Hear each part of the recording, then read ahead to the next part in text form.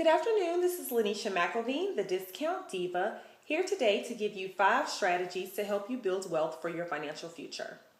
So, financial experts give all kinds of advice about what you can do to build wealth. But for me, I created an acronym which is SMART.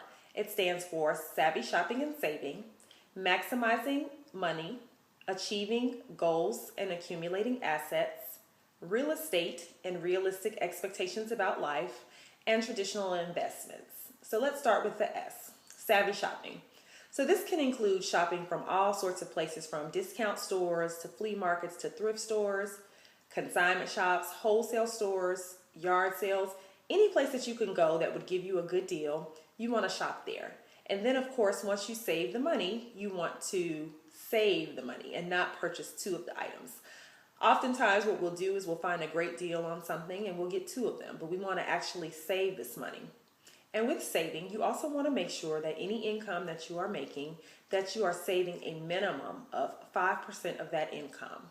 You also want to be building an emergency fund of at least 3 to 6 months of your living expenses. Now these include actual necessities, which is rent, mortgage, food, car. These don't include things like cable and cell phone. Next you have M, which is maximizing money and managing money. So now we go to the old faithful B word, budgets, which most people hate.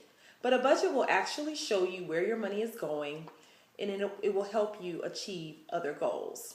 So you have the old-fashioned paper and pencil way, and you also have certain programs like mint.com where you can actually set up alerts to tell you when you're over a certain amount or when you only have a certain amount left in each category. For example, if you had a coffee budget of $12 a week, it'll send you an alert and say you only have $2 left, or you're over your coffee budget by $4.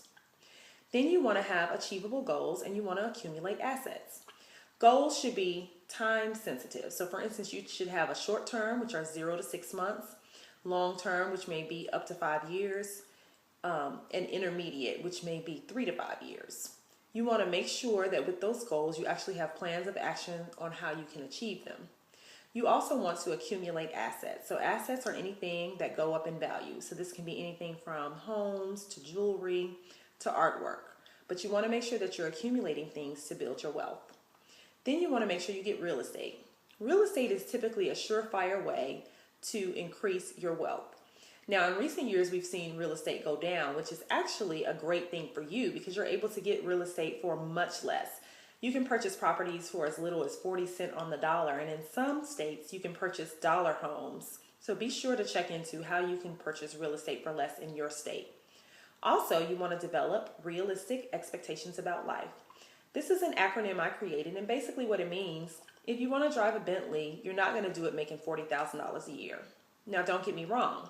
There's nothing wrong with making $40,000 a year if that's your passion and that's the career you've chosen. However, you'll need to have some additional streams of income, a business, or some additional way to create that income to get you that Bentley that you want.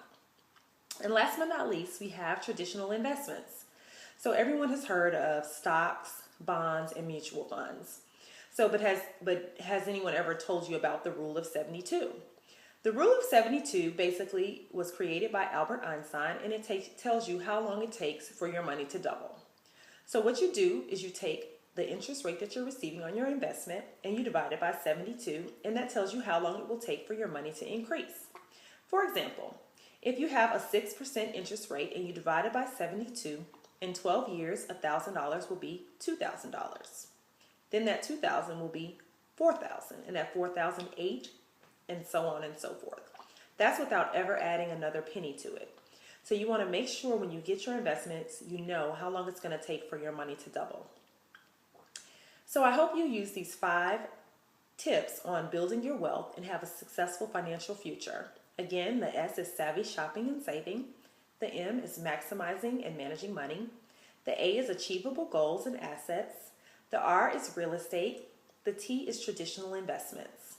If you want additional information on how you can learn to further build your wealth, you can visit www.lyneshamcelveen.com. Again, that's www.lyneshamcelveen.com for additional tips and strategies, as well as Discount Diva savings alerts.